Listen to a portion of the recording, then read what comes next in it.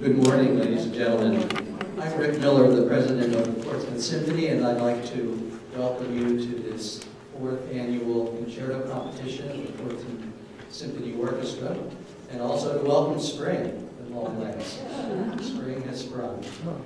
This is a very special day, fulfilling one of the major goals, or visions, if you will, of the Portsmouth Symphony, and that is to facilitate young artists in their journey towards performance, which is a very special thing.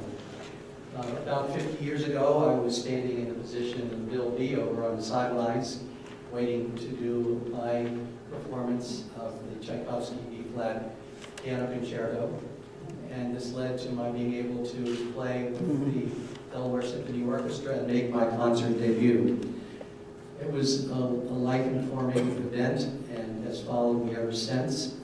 And so I welcome all of our young artists who are here today to open their hearts and their souls to you and show you their stuff. I'd like to thank our distinguished panel of judges, starting with Margaret Hurley, who's a UNH music professor and a fabulous oboist. I've known her for years. David Ripley, also a University of New Hampshire professor. Wonderful bass baritone, who just last night conducted their performance of Yanni Stiki.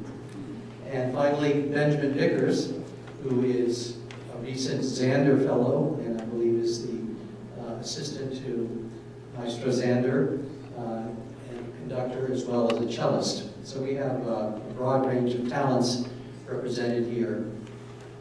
On behalf of Maestro John Cage, our music director, and the board of directors of the symphony, and all of the musicians who collaborate to produce the wonderful music, I welcome you and thank you for your attention to this. And I do have one little bit of advice to our young artists.